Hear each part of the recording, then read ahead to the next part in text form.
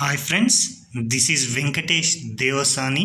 ఈరోజు మనం Telangana socio economic అవుట్లుక్లో భాగంగా విద్యా నైపుణ్యాభివృద్ధి గురించి డిస్కస్ చేద్దామండి. నేటి సమాజంలో విద్య అనేది మానవ అభివృద్ధికి ఒక మూల స్తంభం లాంటిది. ఈరోజు అనుభవిస్తున్నటువంటి పేదరికాన్నైనా, మంచి ఆరోగ్య ఫలితాలను మెరుగుపరుచుకోవాలన్నా, లింగ సమానత్వాన్ని ప్రోత్సహించాలి అన్నా, శాంతిని పెంపొందించుకోవాలన్నా, రాజకీయ స్థిరత్వాన్ని సాధించుకోవాలన్నా కూడా విద్య అనేది చాలా కీలకమైనటువంటిది అని గుర్తుంచుకోండి. అలాంటి విద్యా అభివృద్ధి కోసం తెలంగాణ రాష్ట్ర ప్రభుత్వం అత్యంత ప్రతిష్టాత్మకమైనటువంటి అభివృద్ధి కార్యక్రమాలను చేపట్టడం జరుగుతుంది. అయితే తెలంగాణ రాష్ట్రమైన భారతదేశంలో అయినా 2030 నాటికి 100% యువత అక్షరాస్యతను సాధించాలనేటువంటి ఒక లక్ష్యాన్ని అయితే నిర్ణయించుకోవడం జరిగింది. అయితే నేషనల్ ఫ్యామిలీ హెల్త్ సర్వే 2019-20కి సంబంధించిన 5వ నివేదిక ప్రకారం తెలంగాణ రాష్ట్రంలో అక్షరాస్యత రేట్ ఎంతగా ఉంది అంటే 73.4% అండి. చాలా ఇంపార్టెంట్ అండి. నేషనల్ ఫ్యామిలీ హెల్త్ సర్వేకు సంబంధించి ఎగ్జామినర్ తప్పనిసరిగా ప్రశ్నలు అడగడానికి అవకాశం ఉంది కాబట్టి గుర్తుంచుకోండి. 2030 నాటికి యువత యొక్క అక్షరాస్యత 100% అనేది ఒక లక్ష్యాన్ని పెట్టుకోవడం జరిగింది. అదేవిధంగా నేషనల్ ఫ్యామిలీ హెల్త్ సర్వే 5 ప్రకారం తెలంగాణ రాష్ట్రంలో అక్షరాస్యత రేటు 73.4% అని గుర్తుంచుకోండి. అదేవిధంగా పురుషుల యొక్క అక్షరాస్యత రేట్ వచ్చేసి 82, అదేవిధంగా మహిళల యొక్క అక్షరాస్యత రేట్ వచ్చేసి 64.8 అండి. ఇక్కడ నుంచి తప్పనిసరిగా ఎగ్జామినర్ అడగడానికి అవకాశం ఉంది కాబట్టి గుర్తుంచుకోండి. అదేవిధంగా తెలంగాణ రాష్ట్రంలో వివిధ కేటగిరీల కింద అనేక పాఠశాలలు అనేవి ఉండడం జరిగాయి. అవి పాఠశాలలు ఎన్ని ఉన్నాయి, అందులో విద్యార్థుల సంఖ్య ఎంతగా ఉంది అనేది ఎగ్జామినర్ అడగడానికి అవకాశం ఉంది కాబట్టి దాని గురించి కూడా డిస్కస్ చేద్దామండి. ఇక్కడ పాఠశాలల సంఖ్యను కనుక చూసుకుంటే వాటిలో వివిధ రకాల పాఠశాలలు ప్రస్తుతం మన రాష్ట్రంలో ఉండడం జరిగాయి. అందులో ఒకటి ప్రభుత్వ స్కూళ్ళు, కేజీబీవి మోడల్ స్కూల్స్, అదేవిధంగా టీఆర్ఈఐఎస్, యూఆర్ఎస్ అనేటువంటి పాఠశాలలు ప్రస్తుతం తెలంగాణ రాష్ట్రంలో 26,819 ఉండడం జరిగాయి. అదేవిధంగా సంక్షేమ రెసిడెన్షియల్ పాఠశాలలు వచ్చేసి 1231, సంక్షేమ దినోత్సవ పాఠశాలలు వచ్చేసి 1425, మిగిలిన రాష్ట్ర ప్రభుత్వానికి సంబంధించిన పాఠశాలలు వచ్చేసి 9, కేంద్ర ప్రభుత్వ స్కూల్స్, అదేవిధంగా నవోదయ లాంటి స్కూళ్ళు 52, అదేవిధంగా ప్రైవేట్ ఎయిడెడ్ పాఠశాలలు వచ్చేసి 642, ప్రైవేట్ అన్ ఎయిడెడ్ పాఠశాలలు వచ్చేసి 10,478 అండి. మొత్తంగా మన రాష్ట్రంలో 40,656 ప్రభుత్వానికి సంబంధించి అదేవిధంగా ప్రైవేటుకు సంబంధించి పాఠశాలలు అనేవి ఉండడం జరిగాయి. అయితే చాలా ఇంపార్టెంట్ అండి. మొత్తం డిజిట్ని గుర్తుంచుకోండి. 40,656 పాఠశాలలు ఉండడం జరిగాయి. అయితే వీటిలో నమోదును కనుక పరిశీలిస్తే ప్రభుత్వ స్కూళ్ళల్లో 23,07,396 మంది విద్యార్థులు ఉండడం జరిగింది. అదే ప్రైవేట్ పాఠశాలలో చూస్తే ఏకంగా 3,17,877 మంది ఉండడం జరిగింది. అంటే ప్రభుత్వ స్కూళ్ళలో కన్నా కూడా ప్రైవేట్ స్కూళ్ళలోనే విద్యార్థులు ఎక్కువ మొత్తంలో నమోదు కావడం జరుగుతుంది అని గుర్తుంచుకోండి. ఇక్కడ నమోదును కనుక చూసుకుంటే ప్రభుత్వ స్కూళ్ళలో కేజీబీవి మోడల్ స్కూళ్ళలో 39.1%గా విద్యార్థులు నమోదైతే ప్రైవేట్ అన్ ఎయిడెడ్ పాఠశాలలో 51.18% విద్యార్థులు నమోదు కావడం జరిగింది. అంటే రాష్ట్రంలో ప్రైవేట్ పాఠశాలల యొక్క ఆధిపత్యమే ఎక్కువగా ఉంది అని గుర్తుంచుకోండి. మరొకటండి, ఇంగ్లీష్ మీడియం పాఠశాలలు కనుక చూసుకుంటే ప్రభుత్వం 2022-23లో అన్ని ప్రభుత్వ పాఠశాలలో బోధన మాధ్యమంగా ఇంగ్లీష్ భాషను ప్రవేశపెట్టడం జరిగింది. అయితే ఇంగ్లీష్ మీడియం వచ్చేసి మొదటగా 1వ తరగతి నుంచి 8వ తరగతి వరకు అమలు చేయడం జరిగింది. 2024-25 నుంచి 10వ తరగతి వరకు కూడా విస్తరించారు అని గుర్తుంచుకోండి. చాలా ఇంపార్టెంట్ అండి.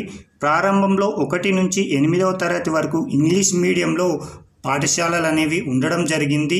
అయితే 2024-25 నుంచి 10వ తరగతి వరకు కూడా ఈ యొక్క బోధన మాధ్యమంగా ఇంగ్లీష్ భాషను ప్రవేశపెట్టడం జరిగింది. 80,564 మంది ఉపాధ్యాయులు వారికి ఇంగ్లీష్ భాషలో బోధించడం కోసం వారిని ప్రత్యేకంగా అజీం ప్రేమ్జీ విశ్వవిద్యాలయంలో వారికి ఇంగ్లీష్ భాషలో శిక్షణను కూడా ఇప్పించారండి. చాలా ఇంపార్టెంట్గా గుర్తుంచుకోండి. అదేవిధంగా మరొక అంశం అండి పిఎం పోషణ్ అండి.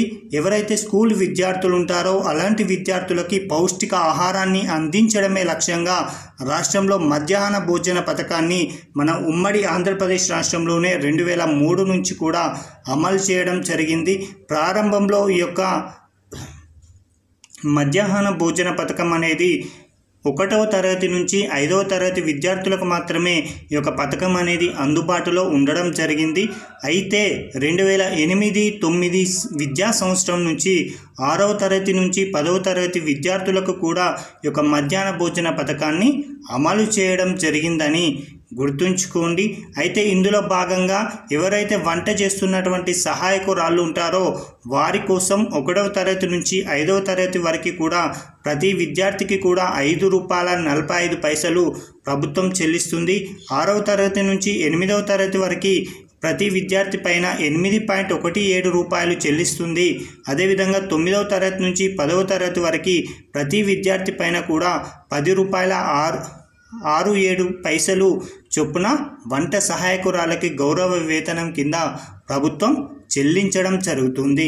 అయితే ప్రస్తుతం మన రాష్ట్రంలో ఎన్ని పాఠశాలలో ఈ యొక్క మధ్యాహ్న భోజన పథకాన్ని అమలు చేస్తున్నారు అంటే 28,807 పాఠశాలలో ఈ యొక్క మధ్యాహ్న భోజన పథకం అనేది అమల్లో ఉండడం జరిగింది. మొత్తంగా ఎంతమంది విద్యార్థులకు లబ్ధి చేకూరుతుంది ఈ యొక్క పథకం కింద అంటే 23,05,801 మంది విద్యార్థి ఈరోజు మధ్యాహ్న భోజన పథకాన్ని తినడం జరుగుతుంది. అయితే ఎంతమంది హెల్పర్లు అంటే వంట సహాయకురాళ్ళు లేదా కుక్కం హెల్పర్లుగా ఉన్నారు అంటే 54,201 మంది అని గుర్తుంచుకోండి. మరొకటండి అల్పాహార అమలు పథకం. ఈ యొక్క అల్పాహార అమలు పథకం సంబంధించి ఉద్దేశం ఏంటి అంటే విద్యార్థులకు పోషకాహారాన్ని మెరుగుపరచడం మరియు ఆరోగ్యకరమైనటువంటి ఆహారంతో రోజును ప్రారంభించేలా చేయడం ద్వారా వారు అభ్యాసన ఫలితాలు అనేవి మెరుగుపరచడమే లక్ష్యంగా ఈ యొక్క అల్పాహార పథకాన్ని ప్రభుత్వం ప్రారంభించడం జరిగింది. అన్ని ప్రభుత్వ స్థానిక పాఠశాలలో 1వ తరగతి నుంచి 10వ తరగతి వరకు ఉన్నటువంటి విద్యార్థులకి కాంప్లిమెంటరీ అల్పాహారాన్ని అందించేందుకోసమై ప్రభుత్వం యొక్క పథకాన్ని అయితే ప్రారంభించింది. అయితే ప్రారంభంలో 119 పాఠశాలలో ప్రారంభించిన ఈ పథకం అనేది ఇప్పుడు 27,147 పాఠశాలల్లో దాదాపుగా 23,05,801 మంది విద్యార్థులు ఈ యొక్క అల్పాహారాన్ని సేవించడం జరుగుతుంది. కాబట్టి గుర్తుంచుకోండి, చాలా ఇంపార్టెంట్. అదేవిధంగా విద్యార్థులకి రాగి జావను అందించేటువంటి కార్యక్రమాన్ని కూడా 2023-24 సంవత్సరంలో ప్రారంభించారండి. 2023-24 సంవత్సరంలో తెలంగాణలో సప్లిమెంటరీ న్యూట్రిషన్ ప్రోగ్రాంలో భాగంగా 27,147 పాఠశాలలో 23,05,801 విద్యార్థికులకు రాగి జావను అందించేటువంటి ఒక కార్యక్రమాన్ని ప్రభుత్వం ప్రారంభించిందండి. ఇందులో గనక నిధులను గనక చూసుకున్నట్లయితే ప్రభుత్వంతో పాటు శ్రీ సత్యసాయి అన్నపూర్ణ ట్రస్ట్ ద్వారా సమానంగా నిధులను సమకూరుస్తూ ఈ యొక్క రాగి జావ అనేటువంటి కార్యక్రమాన్ని ప్రారంభించడం జరిగింది. ఈ యొక్క రాగి జావను కూడా ప్రతిరోజు ప్రతి ప్రత్యామ్నాయ రోజున ప్రార్థనకు ముందు ప్రతి విద్యార్థికి కూడా అందించడం జరుగుతుందని గుర్తుంచుకోండి. మొత్తంగా విద్యార్థులకు ఆరోగ్యం అదేవిధంగా పోషకాహారాన్ని మెరుగుపరచడం, శారీరకంగా అభిజ్ఞ అభివృద్ధికి తోడ్పడడం యొక్క రాగి జావ కార్యక్రమం యొక్క ముఖ్య ఉద్దేశమని గుర్తుంచుకోండి. మరొకటండి రైట్ టు ఎడ్యుకేషన్ యాక్ట్ 2009 గురించి మన తెలంగాణ రాష్ట్రంలో అత్యంత ప్రతిష్టాత్మకంగా అమలులో ఉండడం జరిగింది. దీనిని భారత ప్రభుత్వం పిల్లలకి ఉచిత నిర్బంధ విద్యా హక్కు చట్టంను తీసుకొచ్చింది 2009లో. అయితే ఇది 2010 ఏప్రిల్ మాసంలో దేశవ్యాప్తంగా ఈ యొక్క ఆర్టీఈ యాక్ట్ అనేది అమల్లోకి రావడం జరిగింది. పిల్లలందరికీ కూడా నాణ్యమైనటువంటి విద్యను అందించడానికే ఈ చట్టం అనేది కీలకమైనటువంటి విషయాలనైతే నిర్దేశించడం జరిగింది. వ్యక్తి దృష్టిని మెరుగుపరిచేందుకు ఉపాధ్యాయ విద్యార్థి యొక్క నిష్పత్తిని తగ్గించడం, అదేవిధంగా అనుకూలమైనటువంటి అభ్యాసనమైన వాతావరణాన్ని సృష్టించడానికి, అదేవిధంగా పాఠశాలలో మౌలిక సదుపాయాలను అందించడం కోసమై ఈ యొక్క చట్టం అనేక అంశాలని మార్గదర్శకంగా ప్రభుత్వం ఈ యొక్క విద్యా వ్యవస్థను మెరుగుపరిచే ఉద్దేశంతో ఈ చట్టాన్ని తీసుకురావడం జరిగింది. చాలా ఇంపార్టెంట్ అండి. మరొకటండి, కస్తూర్బా గాంధీ బాలికల విద్యాలయాలు సమగ్ర శిక్షా కార్యక్రమం 6వ తరగతి నుంచి 12వ తరగతులపైన దృష్టి సారించి సమాజంలో అట్టడుగు సామాజిక ఆర్థిక వర్గాల బాలికలకు నాణ్యమైనటువంటి విద్యను అందించేటువంటి లక్ష్యంతో తెలంగాణలో ఈ యొక్క కస్తూర్బా గాంధీ బాలికల పాఠశాలలు అనేవి అలాంటి విద్యను అందించడంలో ఘనమైనటువంటి విజయాన్ని సాధించిందండి. మన రాష్ట్రంలో ప్రస్తుతం ఎన్ని కేజీబీవీ పాఠశాలలు ఉన్నాయి అని ఎగ్జామినర్ అడగడానికి అవకాశం ఉంది. కాబట్టి మన రాష్ట్రంలో ప్రస్తుతం హైదరాబాద్, మేడ్చల్, మల్కాజ్గిరి మినహా 31 జిల్లాలలో ఈ యొక్క కస్తూర్బా గాంధీ పాఠశాలలను నెలకొల్పడం జరిగింది. మొత్తంగా 479 కేజీబీవీలు పనిచేయడం జరుగుతున్నాయండి. ఇందులో 283 ఇంటర్మీడియట్ స్థాయికి కూడా ఈ యొక్క కస్తూర్బా గాంధీ బాలికల విద్యాలయాలు అనేవి అప్గ్రేడ్ చేయడం జరిగింది. 6వ తరగతి నుంచి 10వ తరగతి విద్యార్థులకు సంబంధించిన తరగతులను 196 సంస్థలు సేవలను అందిస్తున్నాయండి. అంటే కస్తూర్బా గాంధీ బాలికల విశ్వవిద్యాలయాలు 6వ తరగతి నుంచి 10వ తరగతి వరకు ఎన్ని పాఠశాలలు ఉన్నాయంటే 196 అని గుర్తుంచుకోండి. చాలా ఇంపార్టెంట్ అండి. అదేవిధంగా బాలికలు 10వ తరగతి వరకు మొత్తంగా విద్యార్థులను కనుక పరిశీలించినట్లయితే మొత్తం నమోదులో 99,423 మంది బాలికలు 10వ తరగతి వరకు చదువుకుంటున్నారండి. అదేవిధంగా 24,730 మంది బాలికలు ఇంటర్మీడియట్ వరకు కూడా ఒక కస్తూర్బా గాంధీ బాలికల విద్యాలయాల్లో చదువుకోవడం జరుగుతుంది. కాబట్టి ఇక్కడ అంశాన్ని ప్రతిదీ కూడా ఎగ్జామ్ పాయింట్ ఆఫ్ వ్యూలో అడగడానికి అవకాశం ఉంది కాబట్టి గుర్తుంచుకోండి. ఇక మరొక అంశం అండి, తెలంగాణ మోడల్ స్కూల్స్. ప్రస్తుతం తెలంగాణ రాష్ట్రంలో 194 మోడల్ స్కూళ్ళని ప్రభుత్వం నిర్వహిస్తుందండి. విద్యాపరంగా వెనుకబడిన వారిలో ఈ యొక్క మోడల్ స్కూళ్లను ఏర్పాటు చేసేందుకు భారత ప్రభుత్వం దేశవ్యాప్తంగా 6,000 మోడల్ స్కూళ్లను ఏర్పాటు చేయడం జరిగింది. అందులో భాగంగా 194 మోడల్ స్కూళ్ళని తెలంగాణ ప్రభుత్వం ఏర్పాటు చేయడం జరిగిందండి. 6వ తరగతి నుంచి ఇంటర్మీడియట్ వరకు కూడా ఇంగ్లీష్ మీడియంలో విద్యను అందించేటువంటి పాఠశాలలు ఏవి ప్రభుత్వానికి సంబంధించి అంటే తెలంగాణ మోడల్ స్కూల్స్ అని గుర్తుంచుకోండి. అయితే 6వ తరగతి నుంచి ఇంటర్మీడియట్ వరకు ఇంగ్లీష్ మీడియంలో విద్యను అందించే ఈ పాఠశాలలు అధిక అర్హత కలిగినటువంటి ఉపాధ్యాయుల ద్వారా నాణ్యమైనటువంటి విద్యను అందించే లక్ష్యంతో ఏర్పాటు చేశారండి.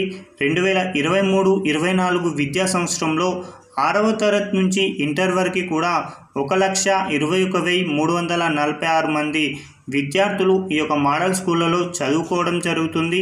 10వ తరగతిలో గత ఫలితాలను కనుక పరిశీలిస్తే 95.06% ఇందులో ఉత్తీర్ణులు కావడం జరిగింది 2023-24లో. అదేవిధంగా ఇంటర్లో 62.42% కూడా ఉత్తీర్ణులు అనేవారు కావడం జరిగింది మోడల్ స్కూల్ విద్యార్థులు. ఇవండి ఈ రోజుకు సంబంధించిన తెలంగాణ సోషియో ఎకనామిక్ అవుట్లుక్కు సంబంధించిన వీడియో. Thank you.